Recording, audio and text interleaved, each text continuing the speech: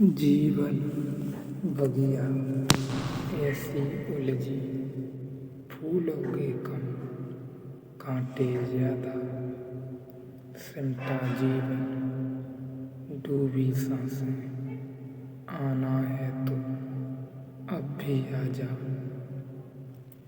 यदि आपने अभी तक अंतिम अध्याय नहीं देखा है तो मैं आपसे विनती करूंगा आप इस अध्याय को भी न देखें, क्योंकि अपना समय क्यों बर्बाद करें इस अध्याय में। एक बात और समझ लेनी जरूरी है कि आप करता तो नहीं हैं इस यंत्र की, लेकिन इस यंत्र के चलने के लिए आपकी मौजूदगी जरूरी है। सिर्फ मौजूदगी, जस्ट और प्रेजेंट। आप करता नहीं है। सुबह सूरज निकला तो सूरज आकर एक एक कली खोलने की कोशिश नहीं करता। शायद उसे पता भी नहीं होगा कि उसने कितने फूल बना दिए पृथ्वी पर, कितने पक्षी गीत गाने लगे। इनका वह करता नहीं है। यद्यपि उसके बिना भी यह नहीं होगा। अगर सूरज कल सुबह न निकले तो पक्षी फिर गीत नहीं गा सकेंगे और फूल में फिर पंखुड़ियाँ नहीं निकलेंगी, नहीं खिलेंगी और कमल बंद ही रह जाएंगे। लेकिन फिर भी सूरज करता नहीं है, क्योंकि करने का कोई सवाल नहीं है। आकर उसकी एक एक किरण एक एक कली को नहीं जगाती। एक एक किरण आकर एक पक्षी के गले में गीत नहीं बनती।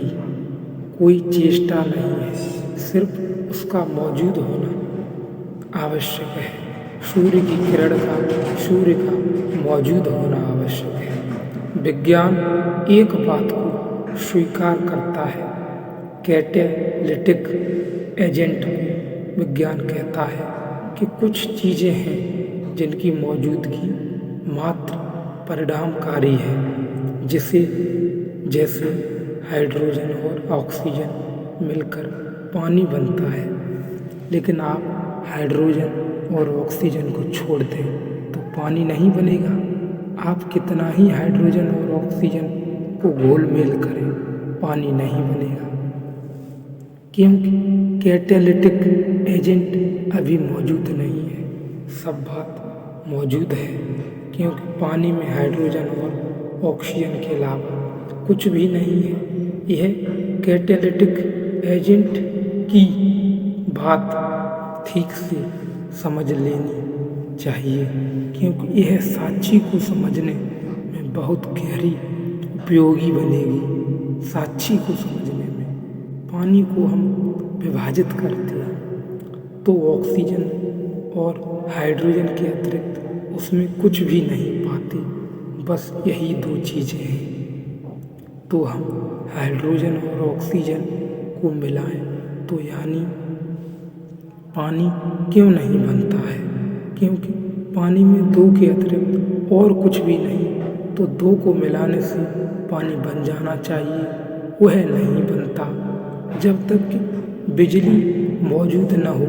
इसलिए आकाश में जो बिजली कड़कती है वर्षा में, उसके कड़कने की वजह से पानी निर्मित हो रहा है। नहीं तो बादल भटकते रहे, पानी निर्मित नहीं हो पाएगा। लेकिन विज्ञान बड़ा हैरान और परेशान रहा कि बिजली का दान क्या है पानी में, तो दान कुछ पता चलता नहीं। बिजली का कुछ भी पानी में जाता नहीं। इसलिए जब हम पानी को तोड़ते हैं तो बिजली मिलती नहीं। तो बिजली ने क्या किया?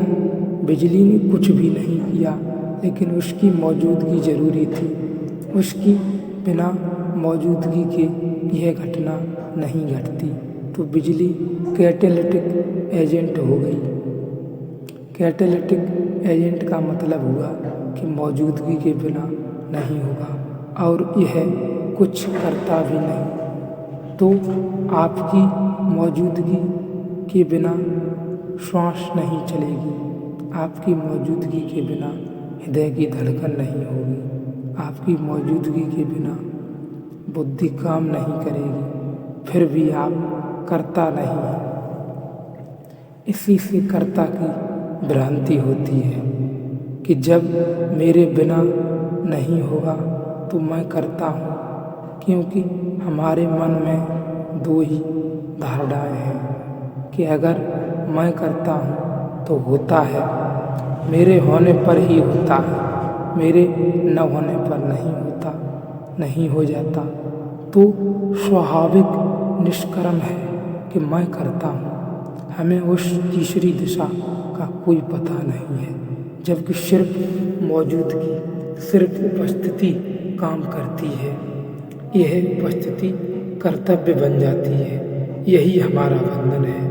यह उपस्थिति सिर्फ उपस्थिति रह जाए तो यही हमारा साक्षित तत्व है। हम इतना ही जान पाए कि साक्षी है, हमारी मौजूदगी में होता है जरूर, लेकिन हम करता नहीं हैं। तो हमारे और यंत्र के बीच एक फासला निर्मित हुआ और तब बड़ी गहरी बातें हैं। इस मौजूदगी में काम वासना का केंद्र है। काम वासना की ग्रंथि कहे जाए कि मुझे प्रकट होना है और आप साक्षी बने रहें तो प्रकट नहीं हो सकेगी, क्योंकि साक्षी बनते से ही काम वासना की ग्रंथि में आपकी गौण मौजूदगी हो गई। साक्षी बनते ही आप अपने में सरक गए और ग्रंथि से दूर हो गए। तो ग्रंथि के पास जो निकटतम ही चाहिए था, निकटता चाहिए थी, आपकी उपस्थिति चाहिए थी, वह टूट गई। तो ग्रंथि कंपित होती रहेगी और ग्रंथि पुकारती रहे और ग्रंथि के द्रव्य और रस कहते रहे कि वासना चाहिए, लेकिन वह जो मौजूदगी थी आपकी। इसलिए कई बार बड़ी अद्भुत घटनाएं घटती हैं। आप काम वासना से भरे हुए बैठे हैं, चित्त वासना में डूबा हुआ है और अचानक किसी ने जोर से चिल्लाया कि मकान में आग लग गई। अब वासना एकदम तिरोहित क्यों हो जाती है? एक क्षण में, क्योंकि चित्त वहाँ से हटकर मकान में आग लग गई, उपस्थिति मन की वहाँ हो गई। नहीं तो एक क्षण में आप अलग करके देखेंगे से चित्त को, तब आपको पता चलेगा कि वह नहीं होता अलग नहीं होता अलग, पर यह एक क्षण में मकान में आग लग गई। यह खबर आते ही, चाहे न भी लगी हो आग, किसी ने चिल्लाया कि मकान में आग लग गई और जैसे कि अचानक सारे यंत्र बंद हो गए, वासना को भूल गए।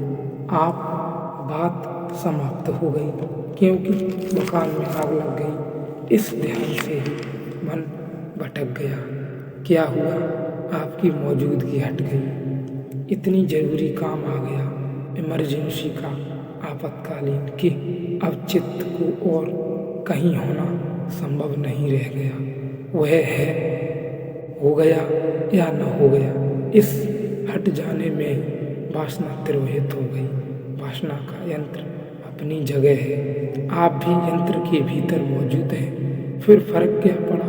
फर्क इतना ही पड़ा कि आप वासना की निकट उपस्थित न रहे, आपकी उपस्थिति खो गई, आप अनुपस्थित हो गए, आपका ध्यान वहाँ से हट गया, वासना भी खो गई, आपका मन भी वहाँ से हट गया, दूसरी जगह पर लग गया।